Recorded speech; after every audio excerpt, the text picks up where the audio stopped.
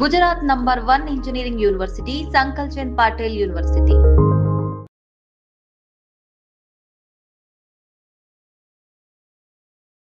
I dream ప్రేక్షకులకు స్వాగతం. ఇప్పుడు మనతో పాటు స్టూడియోలో ఉన్న guest young person, young director, but sensational. Bimbisara లాంటి ఒక పెద్ద హిట్ తీసి ఒక సంచలనాన్ని క్రియేట్ చేసిన తర్వాత మరింత పెద్ద సంచలనం వైపుకి అతని అడుగులు పడ్డాయి. ఆ పెద్ద సంచలనమే ఎంతమందో యంగ్ డైరెక్టర్స్కి మెగాస్టార్ చిరంజీవితో సినిమా చేయాలనే కళ అలా గుండెల్లో అలాగే ఉండిపోతుంది. కానీ ఆ కళ ఈ యంగ్ డైరెక్టర్ విషయంలో మాత్రం అక్షరాల నిజమైంది. ఆ యంగ్ డైరెక్టర్ పేరే చెప్పగలరా? నేనే చెప్తా, వశిష్ఠ.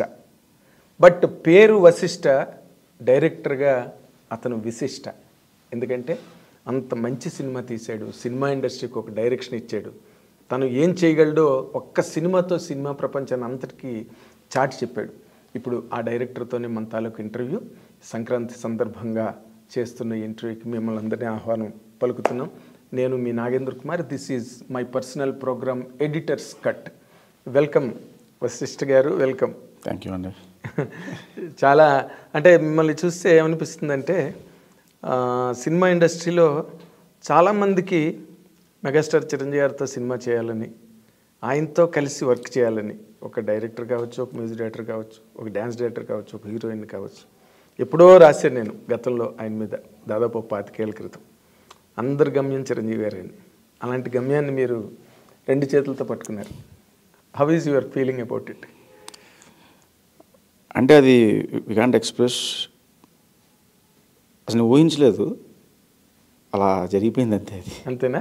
అంటే మిరాకిల్స్ అనేవి చెప్పి జరగవండి, జరిగిపోయిన తర్వాత తెలుస్తుంది మిరాకిల్ అని. మిరాకిల్ అని అలాగా అంటే మాలాంటి జర్నలిస్టులు చెప్తాం మిరాకిల్ లేదని.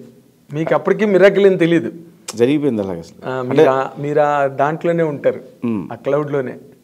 నేను ఒక ఇంటర్వ్యూలో ఎప్పుడో చెప్పాను అనమాట, లైక్ బింబిసార్ ఇంటర్వ్యూ జరుగుతున్నప్పుడు ర్యాపిడ్ ఫైర్ క్వశ్చన్స్ అడుగుతారు కదా. అవును. అయితే చిరంజీవి గారితో చేస్తే ఎలాంటి సినిమా చేస్తారు అంటే ఫ్యాంటసీ సినిమా అన్నాను. ఓ అప్పుడే అది నిజమైంది. అది నిజమైంది. మళ్ళీ అదొక ఇమీడియట్గా ఇంత త్వరగా వస్తుందని ఎక్స్పెక్ట్ చేయలేదు. ఓకే. అంటే మీ వైపు నుంచి ఏ ప్రయత్నం దాని పట్ల జరిగిందా? అసలు అది ఎలాగే సార్ చిరంజీవి గారిని రీచ్ అవ్వాలంటే చాలా ఉంటుంది సార్. అంటే ఒక ఫస్ట్ టైం డైరెక్టర్కి ఆ సినిమా తర్వాత కథ రాసుకుని ఆయన దగ్గరికి వెళ్ళాలి అంటే డెఫినెట్ గోల్ ఉంటుంది. బట్ నాకేంటంటే లక్కీలీ ఈ సినిమా అయిపోయిన తర్వాత నాకు యూవీ క్రియేషన్స్ విక్రమ్ ద్వారా పరిచయం అయింది. మళ్ళీ చిరంజీవి గారిని కలిసే అవకాశం దొరికింది నాకు. ఓకే. చిరంజీవి గారిని కలిసి అండ్ చరణ్ కలిసాను నేను. చరణ్ గారు చెప్పిన తర్వాత చిరంజీవి గారికి కథ చెప్పింది. అలా అది ప్రాజెక్ట్ మీట్ రిలీజ్ అయింది. ఓహో. యూవీ క్రియేషన్స్ విక్రమ్ నుంచి రామ్ చరణ్ గారి దగ్గర నుంచి చిరంజీవి గారు. ఓహో, తక్కువే జర్నీ కదా. అంటే బట్ ఆయన సులభ సాధ్యులు చిరంజీవి గారు. ఎవరికైనా అంత రిస్ట్రిక్షన్స్ గట్ట, పైగా కథా రచయితలు అంటే మరీ ఆయన చాలా గౌరవిస్తారు. అవును. మీరు అది ఎంజాయ్ చేశారా ఆయన దగ్గర? చాలా బాగా అండి. అంటే బయట నుంచి చూసినప్పుడు ఎలా ఉంటుందంటే, అమ్మో చిరంజీవి గారా రకరకాలుగా వినపడతాయి. లోపలికి వెళ్ళిన తర్వాత ఆయన నిజంగా ఎంత కంఫర్ట్ ఇస్తారంటే, ఒక చిన్నపిల్లలు అయిపోయి జాగ్రత్తగా వింటారు, అసలు ఎక్కడ డిస్టర్బెన్స్ ఉండదు, నీట్గా విని అమ్మ ఇది బాగుంది, ఇది ఇలా ఉంది అని చెప్పేస్తారు ఆయన. అందులో పెద్ద కన్ఫ్యూజ్ చేయడం కానీ అలాంటిది ఏమి ఉండదు. అంటే ఆయన నాకు ఫస్ట్ టైం వెళ్ళినప్పుడు ఒకటే మాట చెప్పారండి, అమ్మ కథ చెప్పడానికి వచ్చావు, నువ్వు చెప్తున్నది ఒక మెగాస్టార్ చిరంజీవి గారికి అనే విషయం మర్చిపో, నువ్వు హిట్ సినిమా తీసిన డైరెక్టర్ అనే విషయం మర్చిపోయి ఒక ఆడియన్గా ఒక ఫ్రెండ్కి ఎలా కథ చెప్తావు అలా చెప్పు, ఫ్రీగా ఉండు అని నాకు అనిపించింది. నేను చెప్తాను, ఇన్సిడెంట్గా అనిపిస్తాయి కదా, అలా నేను చెప్తాను, నచ్చితే ఇంప్లిమెంట్ చేయి, లేదు అంటే ఎందుకు నచ్చదు నాకు చెప్పే. సో అండ్ కాల్ నీదే లాస్ట్లో. ఓకే. ఆ ఫ్రీడమ్ ఇచ్చారండి నాకు. అవునా? దానివల్ల ఆయనతో నాకు ఇంటరాక్షన్ కూడా చాలా బాగా కుదిరేది. ఆయన దగ్గరికి వెళ్ళినప్పుడల్లా 1 hour 2 hours స్పెండ్ చేయడం నేను అక్కడ, అంత బాగా జరిగింది. అదే ఒక హోమ్లీ ఫీలింగ్. అవును, కంఫర్ట్ ఇస్తారు ఫస్ట్. ఎస్, అది అందరూ ఎంజాయ్ చేసే అట్మాస్ఫియర్. ఒక జర్నలిస్ట్కి కానీ, ఒక డైరెక్టర్కి కానీ, ఒక రైటర్కి కానీ.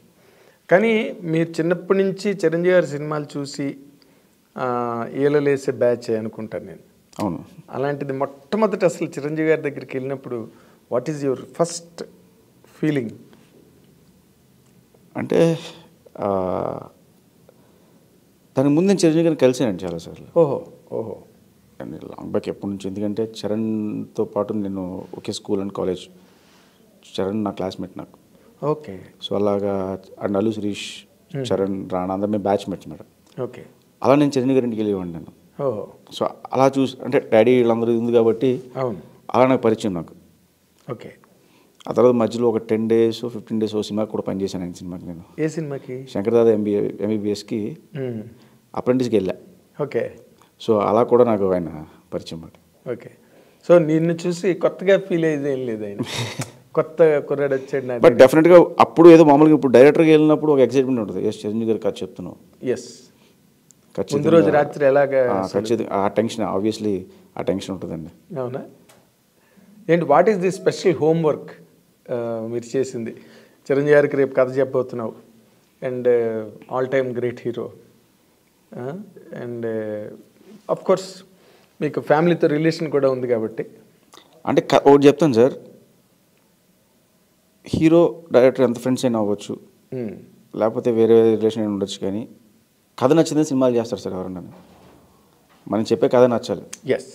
ఈవెన్ బ్యాక్గ్రౌండ్ కూడా ఒకటే చెప్తా. ఎక్కడి దాకా తీసుకెళ్తుంటే ఫోన్ కాల్ వరకు తీసుకెళ్తారు. సార్ ఐఎమ్ సో అంటే ఓకే రామ్మా అంటారు. అక్కడికి వెళ్ళిన తర్వాత మనం కథ చెప్పి ఒప్పించుకోవాలి. మనం చెప్పే కథ నడిపిస్తే తప్పితే ఓకే ఈ నా ఫ్రెండ్ కొడుకు, లేకపోతే ఈయన నా అబ్బాయి వాళ్ళ అబ్బాయి, అవన్నీ నడవండి. అవును. స్ట్రైట్గా మనం వెళ్ళి చెప్పే కథే మనల్ని నిలబెడుతుంది అక్కడ ఫైనల్ కంటెంట్. ఎందుకంటే కథ విషయంలో ఆబ్లిగేషన్స్ ఇవన్నీ పనిచేయవు. అవును అవును. కంటెంట్ స్పీక్స్ అంతే. ఇప్పుడు ఆయన కథ నచ్చింది కాబట్టి మెటీరియలైజ్ అయిందండి. నచ్చకపోతే అవును వేరే కథ చూసి వేరే వెళ్ళాలి మళ్ళీ. అవును కరెక్ట్ కదా. ఇప్పుడు ఎవరైనా కూడా కంటెంట్ బాగుందంటే ఎప్రిషియేట్ చేస్తారు, వెంటనే ముందుకు వస్తారు ప్రాజెక్ట్ చేయడానికి. And the same case with you now. Chiranjeevi గారికి ఆ కథ అంత బాగా నచ్చబట్టి కదా ఇమ్మీడియట్గా ప్రాజెక్ట్ అనౌన్స్ అయింది. చాలా ఫాస్ట్గా అయింది. చాలా ఫాస్ట్గా అయింది. మేము చూస్తున్నాం కదా. చాలా ఇంత ఫాస్ట్గా ఒక యంగ్ డైరెక్టర్ ప్రాజెక్ట్ అవ్వడం అన్నది ఇదే మొదటిసారి అనుకుంటాను నేను. ఏమన్నా luck. Yes, your luck, really luck. ఇప్పుడు ఈ బింబిసార అనే సక్సెస్ ఏదైతే ఉందో అది నీకు దీనికి ఏ విధంగా హెల్ప్ అయింది అనుకుంటున్నారు? అంటే మనం బింబిసార సినిమా అని నేను ప్రూవ్ చేసింది. ఇతను డీల్ చేయగలడు ఈ సినిమాని, ఇతను కంటెంట్ బట్టి మూవ్ అవుతాడు, ఫ్యాంటసీ జోనర్లో ఇతను రన్ చేస్తున్నాడు సినిమాని. అంటే బేసికల్గా అవతల వాళ్ళకి ముందు నమ్మకం ఉంటుంది. ఓకే ఇంత పెద్ద సినిమా డీల్ చేశాడు అన్న నమ్మకం వాళ్ళు కలిగించింది ఆ సినిమా చూడడం వల్ల. సో ఇప్పుడు నేను కథ ఏదైనా చెప్పినా కూడా వాళ్ళు నా బ్యాక్గ్రౌండ్లో బింబిసార రన్ అవుతుంటుంది వాళ్ళకి. ఎస్. సో అది నాకు బాగా హెల్ప్ అయింది.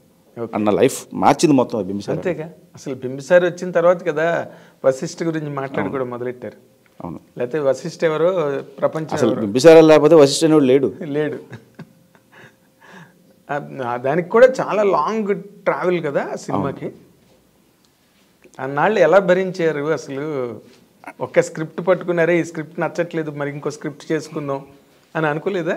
అంటే సార్ భరించాడు, ఓపిక పట్టాడు, ఇలాంటివి మాట్లాడతారు సార్, అవన్నీ కరెక్ట్ కాదు. ఓకే. ఇప్పుడు ఏ పనికైనా మొదలుపెట్టిన తర్వాత ఓ టైం పడుతుంది, ఆ టైం రావాలి. ఇప్పుడు నేను ఈ బింబిసార అనే కథ నేను 2019లో చెప్పాను. నేను 19 January చెప్పాను ఐడియా కళ్యాణ్ గారికి. చెప్పిన తర్వాత హరిగారికి చెప్పాం. ఇమ్మీడియట్గా ఓకే అన్నారు. ఓకే అన్న తర్వాత కథలో కూర్చున్నాము, ప్రాసెస్ స్టార్ట్ అయ్యి ఆయన ఆ టైంలో వేరే సినిమా చేస్తున్నారు. అది అయిపోయిన తర్వాత చేద్దామన్నారు. మేము కథలో కూర్చుని కథ డిస్కషన్స్, ఇంకా కథ డీటెయిలింగ్ వెళ్దాము, ఈ ప్రాసెస్కి వెళ్ళాం. కరెక్ట్గా ఆ షూటింగ్ మొదలుపెట్టిన 5 daysకి కోవిడ్ వచ్చింది. అవును. March 10th మేము 8th మొదలు పెట్టాము. కరెక్ట్గా అప్పుడే 10th 11th రోజు మోడీ గారు అనౌన్స్ చేశారు షట్ డౌన్ అని చెప్పి, లాక్డౌన్ అని చెప్పి. కరెక్ట్గా 15th మూసారు. 5 days షూట్ చేసాం. ఆ బింబిసార్లో దర్బార్ సీక్వెన్స్ ఏదైతే ఉందో ముసలి మీద నడిచి వెళ్ళేది, ఫస్ట్ పెట్టడమే ఆ సీక్వెన్స్ పెట్టారు. ఓకే. అది షూట్ దర్బార్ సీక్వెన్స్ ఫినిష్ చేసాము, లాక్డౌన్ అన్నారు. ఇంకా అక్కడ నుంచి మనకు రకరకాల థాట్స్, మన సినిమా ఉంటుందా ఉండదా, ఓటీటీలు వచ్చినాయి, థియేటర్ జనం రారు, ఇలాంటివన్నీ ఏంట్రా కరెక్ట్ నానా కష్టాలు పడి డైరెక్టర్ అయిన తర్వాత ఈ కష్టాలు ఏంటి, అసలు ప్రపంచం ఆగిపోయేలా ఉంది, అవును అసలు ప్రపంచాన్ని మన సినిమా తీస్తాం చూపించగలమా, ఇలాంటి డౌట్స్ అనేవి రజనీ. కానీ బట్ గట్స్ అనేవి ప్రొడ్యూసర్ హరి గారి కంటే ఆయన నమ్మకం. ఆయనకి చాలామంది చెప్పారు ఎందుకు ఆపేయండి, ఎక్కడితో అయిపోయింది, ఎవరో చూడరు. OTT వేసేయాలి, థియేటర్కి ఎవరు రారు అని చెప్పినా కూడా ఆయన కళ్యాణ్ రామ్ గారు చాలా స్ట్రాంగ్గా నిలబడ్డారు. ద డే వన్ కథను ఎలా నమ్మారో దట్ డే లాస్ట్ డే వరకు కూడా అదే నమ్మకం మీద ఉన్నారు. అసలు అలాంటి కథని ఊహించి అలాంటి కథని తెరకెక్కించడానికి మీకు హెల్ప్ అయిన పాయింట్లు ఏంటండి? నేను బింబిసార్ నేను చూశాను. It's quite a different film, different plotting, different take off. ప్రతి దానిలోనే ఒక డిఫరెన్స్ కనిపిస్తుంది ఆ సినిమాలో టోటల్గా. దానికి ఏంటి అసలు? What is your inspiration for that? అంటే ఇన్స్పిరేషన్ అంటే యాక్చువల్ కథ నేను ఫస్ట్ చేద్దాం అనుకున్నప్పుడు అదే ఒక చిన్న ఐడియా ఉండేది. మనకు చిన్నప్పటి నుంచి చాలా పాత సినిమా, నేను ఎక్కువ బేసికల్గా పాత రామారావు గారి సినిమాలు ఇవన్నీ బాగా చూస్తాను, విట్లాచారి గారి సినిమాలు ఇవన్నీ ఎక్కువ చూస్తున్నాను. మ్యాజికల్ మిర్రర్, మాయాదర్పణం అంటాం కదా. అవును, మాయాదర్పణం దానికి చాలా అట్లా చూశాను, నేను విన్నాను. Okay, what if magical mirror నుంచి ఇటు నుంచి అటు వచ్చేస్తే ఎలా ఉంటుందని ఒక ఐడియా. అది అలా జనరేట్ అయిన ఐడియా. ఓకే, అయ్యి సరే ఎక్కడి నుంచి ఎక్కడికి తీసుకెళ్దాం అన్నప్పుడు వేరే ప్రపంచం నుంచి వేరే పాస్ట్ నుంచి ప్రజెంట్ తీసుకొద్దాం ఆ ఐడియాతో మొదలయ్యి ప్యారల్ వరల్డ్ చేస్తే ఎలా ఉంటుంది మళ్ళీ డిస్కషన్లో వచ్చినప్పుడు. సో ప్యారల్ వరల్డ్లో అక్కడెక్కడ జరుగుతుంది, అక్కడ ఉన్నవాడు మిర్రర్ దాటి ఇక్కడికి వచ్చేయాలి, మిర్రర్ ద్వారా. సో ఇక్కడికి వచ్చి అలా ఫేస్ చేస్తాడు. ఇప్పుడు రెగ్యులర్గా మనం ఎక్కడి నుంచి అమెరికా వెళ్తే పెద్ద ఇబ్బంది పడేది ఏమి ఉండదు. అవును, వేరే ఏ కంట్రీలో కూడా ఇబ్బంది పడం. అదే ఒక రాజు అక్కడి నుంచి ఇక్కడికి వచ్చేస్తే ఇవన్నీ వాడు కొత్తగా ఉంటాయి, ఇవన్నీ ఇబ్బంది పడతారు.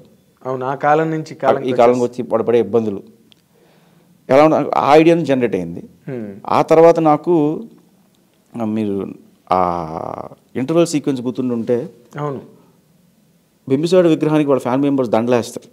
అవును, అది బేసిక్ ఇన్స్పిరేషన్ నాకు. మన ఇక్కడ టీఆర్ఎస్ ఆఫీస్ పక్కన ఒక స్టాచ్యూ ఉంటుందండి, మహావీర్ జైన్ అని. అవును, చాలా మంది అని ఛత్రపతి శివాజీ స్టాచ్యూ అనుకుంటారు, కాదు. అవును, ఆ స్టాచ్యూ దగ్గర ఒకసారి నేను సిగ్నల్ అక్కడ ఆగినప్పుడు చాలామంది ఉన్నారు, నార్త్ నుంచి చాలా మంది ఉన్నారు, దండలేస్తున్నారు, చేస్తున్నారు, పూజ చేస్తున్నారు. ఏంట్రా బాబు ఇక్కడ ఏంటి అయింది అని చూస్తే ఆ రోజు ఆయన జయంతి అంట. వాళ్ళంతా కూడా వాళ్ళ వారసులు. సో వాళ్ళ వారసులు వచ్చి ఆయన జయంతి రోజు సెలబ్రేట్ చేస్తున్నారు అక్కడ విగ్రహం ప్రతిష్ఠ చేసి. అది నాకు ఇన్స్పైరింగ్ అనిపించి, ఓకే వాట్ ఇఫ్ బింబిసారుడు ఫ్యామిలీ ఉండి వాళ్ళ వారసులు ఇక్కడ ఉంటే ఆ వారసులను అతను చూసుకుంటే ఎలా ఉంటుంది అని ఐడియా వచ్చింది. సో ఆ విగ్రహం నుంచి వచ్చింది అనమాట. అవును, టీఆర్ఎస్ పార్టీ దగ్గర ఉన్న విగ్రహం. అవును, అంతే కదా. మీరు రచయితలు కానీ డైరెక్టర్లు కానీ ఎక్కడో అక్కడ ఒక ఇన్స్పిరేషన్ అన్నది. దాని ముందు చాలా వెర్షన్స్ చేసామండి, బట్ వర్కౌట్ అవ్వట్లేదు. సరే ఏదో వెళ్తూ చూసి వచ్చి మళ్ళీ ఇమీడియట్గా కళ్యాణ్ గారికి చెప్పగానే చాలా బాగుంది, మేము వర్కౌట్ చేద్దాం అన్నారు ఆయన. అప్పుడు మళ్ళీ స్టార్ట్ చేసాం. ఓకే, సో అందులో మెయిన్ పాప ఎమోషన్. నువ్వు చంపిన అమ్మాయే మళ్ళీ నీ ఇంట్లో పుట్టి నిన్ను కాపాడితే ఎలా ఉంటుంది, నిన్ను కాపాడితే ఏంటి అన్న పాయింట్ అక్కడ హైలైట్ అయింది బాగా. అవును, బికాస్ ఎమోషన్ ఎప్పుడు పే అవుతుంది. అవును, పైగా అది బాగా పండింది కూడా. అవును, ఎందుకంటే అంత బ్రూటల్గా ఒక అమ్మాయిని చంపేసినాడు, వీడిని కాపాడింది అదే అమ్మాయి. మళ్ళీ ఫైనల్గా మళ్ళీ అదే అమ్మాయి వాయింట్లోనే పుట్టింది. అదే అక్కడ కనెక్ట్ అయిన పాయింట్ అదే. వీడు అంత క్రూరంగా చంపిన అమ్మాయి మళ్ళీ ఇంట్లో పుట్టి వీడినే కాపాడే ఆ పే ఆఫ్ అది వండర్ఫుల్గా వర్కౌట్ అయింది సినిమాలో 100%. ఆ సినిమా తర్వాత అసలు మీ యాక్టివిటీ సినిమా ఇండస్ట్రీలో Bimbisara was much talked about, much discussed about, much celebrated. ఒక హిట్టే కదా కావాల్సింది ఇండస్ట్రీకి. ఆ తర్వాత అసలు మీ జీవితం ఎలా మారిందండి? డిఫరెన్స్ ఏం లేదండి, బట్ రిసీవింగ్ మారింది. మీరు వచ్చినప్పుడు మిమ్మల్ని పలకరించే విధానం డెఫినెట్గా రిసీవింగ్ మారుతుంది. నాకే కాదు, ఎనీ డైరెక్టర్ హిట్ కొట్టిన తర్వాత రిసీవింగ్ మారుతుంది. ఓకే, ఫ్లాప్ వస్తే రిసీవింగ్ మారుతుంది. రెండు అది కామన్ సార్, అది కామన్, అంతకుమించి పెద్ద చేంజ్ ఏం లేదు. Okay, but what is okay మీరు సినిమా ఇండస్ట్రీలోనే పుట్టారు, మీ ఫాదర్ కూడా ఒక ప్రామినెంట్ పర్సన్ ఇండస్ట్రీలో. But what is your difficulties ఆ రోజుల్లో ఒక డైరెక్టర్ అవ్వడానికి? మరి సినిమా కష్టాలు ఉంటాయని నేను అనుకోను. అంటే సార్ సినిమా కష్టాలు ఇవన్నీ మాట్లాడుకోవడానికి బాగుంటాయి సార్. ఫ్రాంక్గా చెప్పేది ఏంటంటే, ఇందాక మీతో చెప్పినట్టు మనం కథ రాసుకున్న తర్వాత మా ఫాదర్ ఎంతవరకు హెల్ప్ అవుతారంటే, నేను పలానా వాళ్ళు కథ చెప్దాం అనుకుంటే కొంచెం రికమెండ్ చేస్తారా అంటే ఆయన ఫోన్ చేసి చెప్పగలరు. ఆ తర్వాత ఆ గడప ఇటువరకునే ఆయన ఫోన్ కాల్ పనిచేస్తుంది. ఇమ్మీడియట్గా రమ్మంటారు కలవడానికి. లోపలికి వెళ్ళిన తర్వాత మనం ఏం చెప్తాం దాని మీద డిపెండ్ అయి ఉంటుంది. సో ఆబ్వియస్లీ అదే నేను ఫేస్ చేశాను. ఓకే, అండ్ ఎప్పుడు మా డాడీ ఫోన్ చేసి ఎప్పుడు చెప్పలేదు ఎవరికి, నేను అడగలేదు ఆయన్ని. నేను పనిచేశాను, డైరెక్షన్ డిపార్ట్మెంట్ పనిచేశాను, ఆ ట్రయల్స్లోనే ఫస్ట్ రవి గారికి కథ చెప్పాను. అది నాకు వినయ్ గారు ఫోన్ చేసి చెప్పారు రవి గారికి, కథ విను అని చెప్పి. అప్పుడు రవితేజ గారు రమ్మంటే వీళ్ళు కథ చెప్పాను. ఆ కథ లాక్ అయింది. ఓకే అయిన తర్వాత సమ్ రీజన్స్ వల్ల అది క్యాన్సిల్ అయింది. బట్ రవి గారు బాగా ఎంకరేజ్ చేశారు ఆ టైంలో, నేను బాగా కథ చెప్తాను అని చెప్పి అందరికీ చెప్పేవారు. అలా అతను బాగా ఎంకరేజ్ చేశారు. బాగా ఎంకరేజ్ రవితేజ గారు బాగా ఎంకరేజ్ చేశారు నన్ను. పైగా ఆయన ఎప్పుడు చేసినా ఫస్ట్ టైం డైరెక్టర్తో ఎక్కువ చేశారు ఆయన. ఆయన ఇచ్చే ఎనర్జీ వేరండి ఆ టైంలో నాకు. సో ఆ ట్రయల్స్ ప్రాసెస్లో అనుకోకుండా అది జరగలేదు. కారణాలు అంటే బడ్జెట్స్, ఆ టైంలో నేను చెప్పిన కథకి సంబంధించిన బడ్జెట్స్ కానీ ఎక్కువ, ఇంకా వేరే వేరే రీజన్స్ వల్ల ఇమాజినేషన్స్, ఫ్యాంటసీలు ఎక్కువ ఖర్చు పెట్టించేస్తాయి ఆబ్వియస్లీ. సో దానివల్ల జరగల. అంటే కొత్త డైరెక్టర్ మీద అంత పెట్టడం భయపడ్డారా? సో డెఫినెట్గా ప్రొడ్యూసర్ చూసుకోవాలి కదా సార్. ప్రొడ్యూసర్ వరకు వెళ్ళిందా ప్రాజెక్టు? లేదు, ఈ ప్రాసెస్లోనే ప్రాసెస్లోనే అది బడ్జెట్ పెరిగింది. అలా అలా అనుకోకుండా ఆయన కూడా ఏంటో బ్యాక్ టు బ్యాక్ ప్రాజెక్ట్స్ జరుగుతున్నాయి, అలా డిలే అయిపోయింది అది. Okay okay. సో తర్వాత అక్కడి నుంచి ఇక్కడికి షిఫ్ట్ వచ్చింది. ఎక్కడికి? బింబిసార క్వార్టర్కి. మధ్యలో ఇంకొకటి స్టార్ట్ అయిందండి. ఓకే. మధ్యలో అల్లు శిరీష్తో సినిమా ఒకటి స్టార్ట్ అయింది నాకు. స్టార్ట్ అయింది, ఓపెనింగ్ అయిపోయింది. ఓపెనింగ్ అయిపోయిన తర్వాత మేము అనుకున్నప్పుడు కథ చాలా చిన్నది, ఆ తర్వాత చేసే ప్రాసెస్ చాలా పెద్దగా మారింది. మారినప్పుడు భయం వేసింది మాకే, అంటే బడ్జెట్. ఆ టైంలో అతనుకున్న మార్కెట్కి 3 times ఎక్కువైంది బడ్జెట్. సో చేయడం వల్ల ప్రొడ్యూసర్ ఇబ్బందులు పడతారు. సో అప్పుడు అరవింద్ గారే డైరెక్ట్గా అన్నారు, ఇంత బడ్జెట్ పెరుగుతున్నప్పుడు కరెక్ట్ కాదు ఇది అని చెప్పి అన్నప్పుడు హీరో నేను కూడా అండర్స్టాండింగ్ మీద వచ్చి ఓకే ఇది ఆపేద్దాం, ఎందుకంటే సినిమా బాగున్నా కూడా వర్కౌట్ అవ్వదు, ప్రొడ్యూసర్ వర్కౌట్ అవ్వనప్పుడు చేయడం కరెక్ట్ కాదు కదా అన్నప్పుడు అలా కాల్ ఆఫ్ చేశాను. ఓకే. అలా కాల్ ఆఫ్ చేసి అక్కడి నుంచి మళ్ళీ నా ప్రయత్నాలు నేను మొదలెట్టుకుంటూ ఉన్నాను. అలా ఓ రోజు కళ్యాణ్ రామ్ గారికి నేను ఈ 2 సినిమాలు ఒకదాని తర్వాత ఒకటి బ్యాక్ టు బ్యాక్ ఆగిపోతే బాధ అనిపించలేదా? సో డెఫినెట్గా బాధ అనిపిస్తుంది సార్, బట్ మూవ్ ఆన్ అయిపోవాలి నెక్స్ట్ డే. ఓకే. అదే పెట్టుకుని కూర్చుంటే ముందుకెళ్ళాం కదా. అవును, కరెక్ట్. పాజిటివ్ యాటిట్యూడ్ ఉండాలి. మీరు బాధపడడం వల్ల వాళ్ళు ఏం సినిమా మళ్ళీ స్టార్ట్ చేయరు. ఎందుకు బాధపడడం? ఓకే అయిపోయింది, వాట్ నెక్స్ట్? ఓకే. సో ఇమీడియట్గా కళ్యాణ్ రామ్ గారిని కలిసాను. ఆయనే కథ ఓకే చేశారంట అసలు? ఫస్ట్ ఓకే చేసింది ఆయన కదా. జస్ట్ ఆయనకి మెసేజ్ పెట్టాను నేను, సార్ ఇలా ఒకసారి కలవాలి అండ్ సో అంటే ఆయన ఇమీడియట్గా పిలిచారు. అప్పుడు కరెక్ట్గా మహానాయకుడు షూట్ జరుగుతుంది. లొకేషన్కి వెళ్ళినప్పుడు ఏంటమ్మా అంటే ఇలా కథ చెప్పాలి సార్ అంటే ఒక 2 minutes ఐడియాగా చెప్తాను సార్ అన్న. అని చెప్పినప్పుడు ఒకడు అక్కడ నుంచి ఒక మిర్రర్లో ఇక్కడికి వచ్చేస్తాడు సార్, ఇక్కడికి వచ్చి ఎలా ఇబ్బంది ఫేస్ అయ్యాడు అనేది కథ, ఇది ఐడియా సార్ అన్న. ఆయనకి అది నచ్చింది. ఆయనకి ఎప్పటి నుంచో ఆదిత్య 360 అంటే చాలా ఇష్టమైన సినిమా అది. సో టైం ట్రావెల్ మీద చేయాలి అనుకున్నారు. నా అదృష్టం కూడా ఆ టైంలో నేను కరెక్ట్గా అదే చెప్పాను నేను. నచ్చి నెక్స్ట్ డే ఇమీడియట్గా ఆయన పిలిచి కథ విన్నారు. కథ విని కథ బాగుందని చెప్పి హరిగారికి చెప్పారు. ఆ 2 days తర్వాత ఆయన కథ విన్న రోజు లాక్ చేశారు ఆయన. అవునా? ఓకే. ఇంకా అక్కడ నుంచి జర్నీ స్టార్ట్ అయింది. ఈ కోవిడ్లు అవి ఇవి, బట్ కోవిడ్ని కూడా మేము వాడుకున్నాం యాక్చువల్గా. ఎలా? సీజీలకు టైం దొరికేది. ఓకే.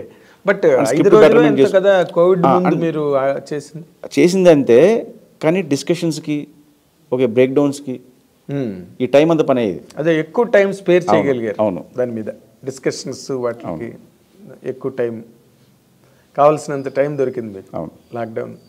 సో లాక్డౌన్ హెల్ప్ అయింది మీకు, బాగా కలిసి వచ్చింది నాకు. Very nice, very nice. So ఆ తర్వాత బింబిసార తర్వాత చిరంజీవి గారి దగ్గరికి వెళ్ళి మధ్య రోజుల్లో what are your trial and errors? వెంటనే చిరంజీవి గారి దగ్గరికి వెళ్ళిపోవడం జరిగిందా? ఎందుకంటే ఆయనకి అప్పటికి కళ్యాణ్ కృష్ణ గారి ప్రాజెక్ట్ అవును ఉండే. దానికి ముందు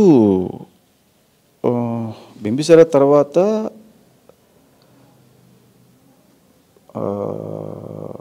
బాలయ్య గారి కోసం కథ అనుకున్నామంట. అనుకుని అప్రోచ్ అయ్యాను, ఆయన నచ్చింది. నచ్చి ఇది చేద్దాము, మధ్యలో ఇవి ఉన్నాయి అని చెప్పారన్నమాట. అంటే ఎలక్షన్ తర్వాత మన స్లాట్ ఆ టైంకి వస్తుంది, చేద్దామన్నారు. ఓకే సార్ అన్న తర్వాత మళ్ళీ సార్ అప్పుడు దాకా మనం వేరే ట్రయల్స్ మొదలు పెడతాం కదా. అవును కదా. అలా ఓ పాయింట్ అనుకుని దాన్ని చెప్పే ప్రాసెస్లో విక్కీ నుంచి చరణ్ దగ్గరికి, చరణ్ దగ్గర నుంచి చిరంజీవి గారి దగ్గరికి వచ్చింది. Okay okay. ఇప్పుడు బాలయ్య గారికి చెప్పింది కూడా ఇలాంటి ఫ్యాంటసీ కదేనా? అది వేరే జోనర్ ఆఫ్ ఫిల్మ్ అండి. ఓకే. అంటే ఆయన ఇమేజ్ వైలెన్స్ అదంతా యాక్షన్ ఇమోషను.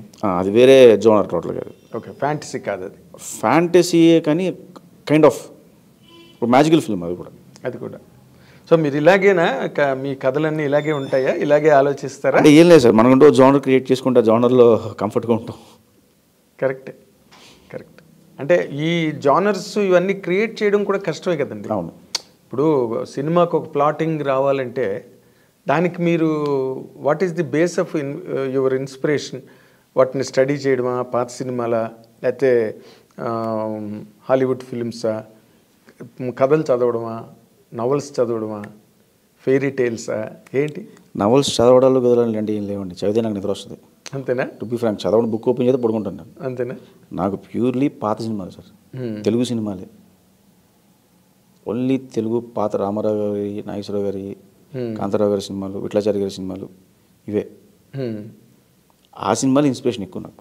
అట్లా చాలా కథలు ఉంటాయి సార్, బోల్డ్ బోల్డ్.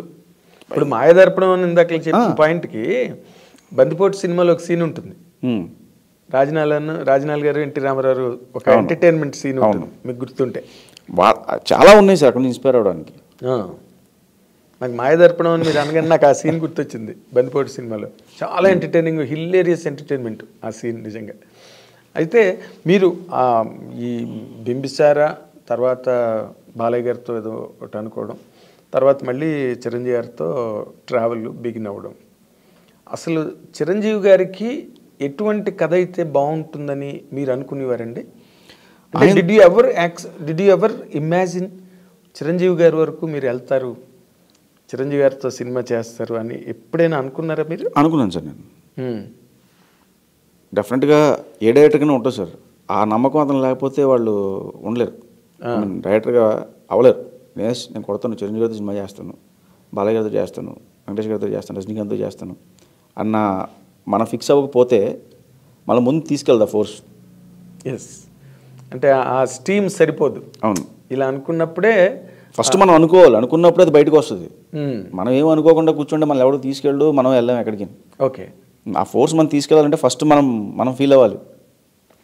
ఆ ప్రెషర్ కుక్కర్ లాగా మీరు అది ఫీల్ అయితేనే ఏదైనా ముందు మనం అనుకోవాలి కదా సార్, సంకల్పం మనం అనుకుంటేనే అది నెరవేరుతుంది. ఏం అనుకోకుండా కూర్చుంటే. ఇప్పుడు చిరంజీవి గారితో మీరు అసలు ఏ కైండ్ ఆఫ్ సినిమా చేద్దాం అనుకున్నారు, ఏ సినిమా చేయాల్సి వచ్చింది, దానిలో మార్పులు చేర్పులు ఏమైనా ఉన్నాయి, కేవలం ఇదే కథ అనుకున్నారా చిరంజీవి గారితో? ఆయనతో ఏ కథ అయితే అనుకున్నా ఆ కథే చేస్తున్నారండి. అంతేనా? మళ్ళీ కథ మార్పులు గట్ట ఏం జరగలే, ఒకటే లైన్ అనుకున్నారు, ఆ లైన్తోనే చేస్తున్నారు, అంతేనా? అసలు ఈ సినిమాలో చిరంజీవి గారిని మీరు ఏ విధంగా చూపించబోతున్నారు అన్న దాని మీద ఇప్పుడు ప్రజెంట్ ఉత్కంఠ అంతా మొత్తం అల్లుకుని ఉంది, దాని చుట్టూరా ఆవరించి ఉంది. మీరు ఏ రకంగా ప్రజెంట్ చేస్తున్నారండి అని అడిగితే ఆ ప్రశ్నకి మీ సమాధానం ఏంటి? ఫ్యాన్స్ అందరూ హ్యాపీగా ఫీల్ అయ్యేలా ఆయన ప్రజెంట్ చేస్తాను సార్, అంతే ఆన్సర్. అంతేనా? అంతే, అంటే ఫ్యాన్స్ అందరూ హ్యాపీగా ఫీల్ అవుతారు. ఫ్యాంటసీ అనగానే ఇప్పుడు చిరంజీవి గారితో ఎటువంటి ఫ్యాంటసీ, ఒకటి ఆల్రెడీ ఆయన చేసిన ఫ్యాంటసీ ఒకటి ఉంది, జగదేక వీరుడు సుందరి.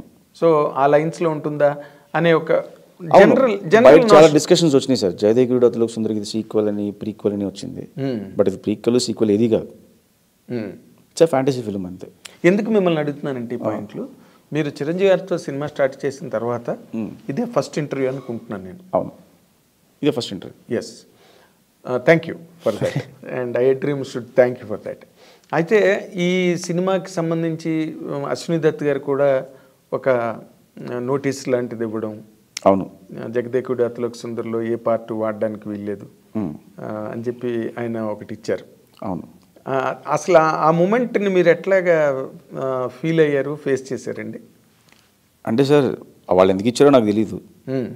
బయట ఏమైందంటే ఇప్పుడు చిరంజీవి గారితో ఫ్యాంటసీ సినిమా అనగానే అందరూ జగదేక వీరుడు సుందరి కనెక్ట్ చేస్తారు. అవును, బాలయ్య గారితో ఫ్యాంటసీ అనగానే భైరవదీపాన్ని కనెక్ట్ చేస్తారు. భైరవదీపం, ఆదిత్య 369 డెఫినెట్గా, ఎందుకంటే వాళ్ళు చేసిన బ్యాక్ సినిమాల్ని గుర్తు చేసి ఇలా ఉండబోతుంది అని చెప్పి, ఇలాంటి ట్రై చేస్తున్నారని చెప్పి, ఇలా ఉంటుందా అని చెప్పి రకరకాల క్వశ్చన్స్ మీడియా సైడ్ నుంచి రేజ్ అవుతాయి.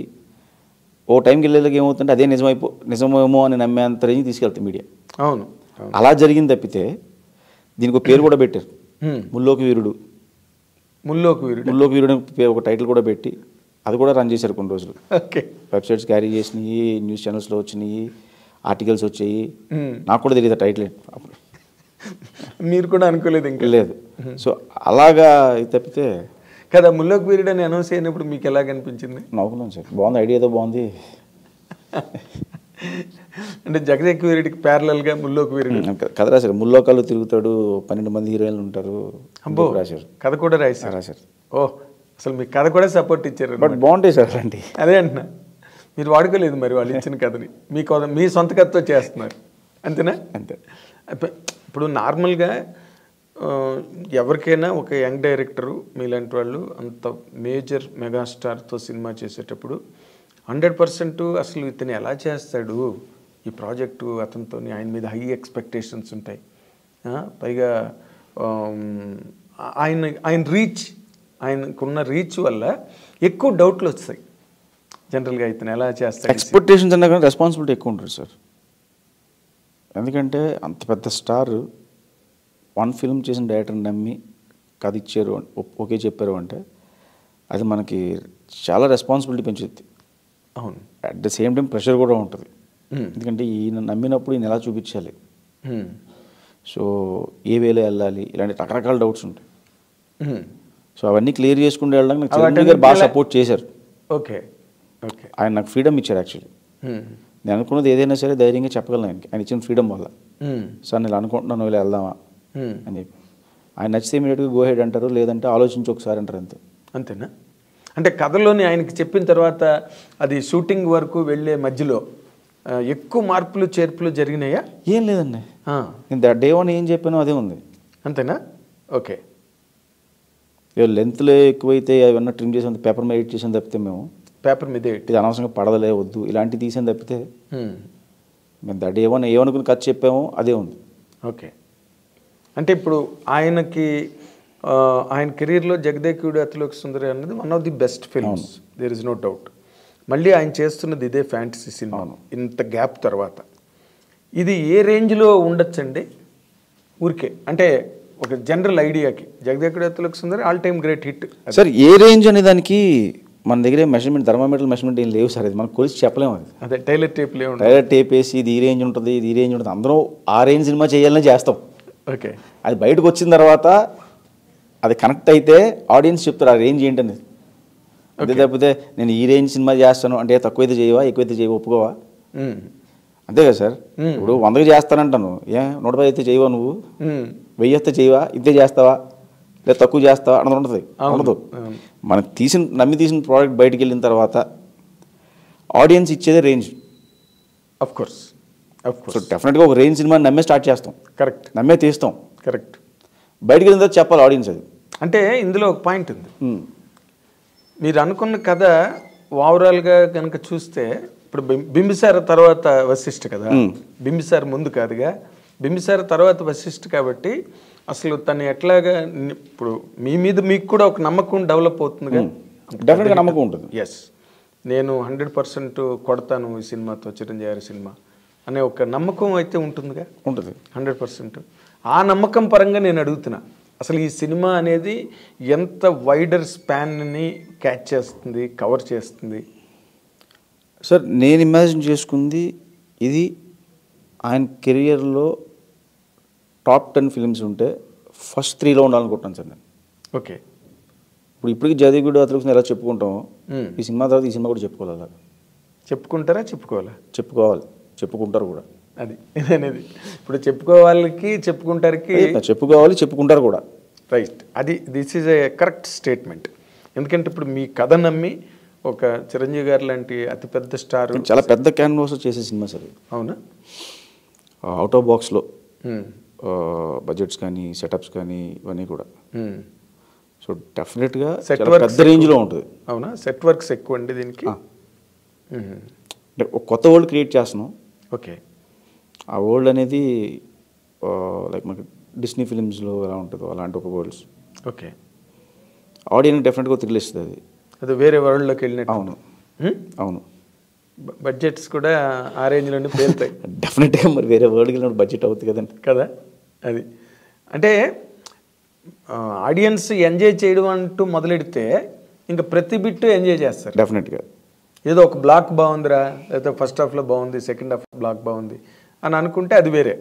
బట్ ఎవ్రీ బిట్ ఎప్పుడైతే ఎంజాయబుల్గా ఉంటుందో టేక్ ఆఫ్ దగ్గర నుంచి, కథపరంగా చెప్పాలి అంటే, కథపరంగా మాట్లాడుకోవాలంటే మీ కథను మీరు ఏం చెప్తారు సార్ ఆ కథ గురించి? అంటే నాకు అర్థం కాలేదు మీరు అడిగిన క్వశ్చన్. ఇప్పుడు కథ గురించి చెప్పాలి అని అంటే ఈ కథలో ఒక ఎంటర్టైన్మెంట్ కానీ, లేకపోతే థ్రిల్లింగ్ ఎక్స్పీరియన్సెస్ కానీ, లేకపోతే ఒక ఇమోషనల్ బెంట్ కానీ దాంట్లో ఇవన్నీ ఉంటాయా, లేకపోతే కంప్లీట్గా ఒక ఎంటర్టైన్మెంట్ లాగే వెళ్ళిపోతుందా? It's emotional film sir. ఒక చిన్న ఎంటర్టైన్మెంట్తో స్టార్ట్ అయ్యి ఒక ఎమోషనల్గా ఒక ఫ్యాంటసీ వరల్డ్లోకి ఎంటర్ అవుతాం. బేసికల్గా ఎమోషన్ లేకపోతే ఏ సినిమా ఆడదు సార్.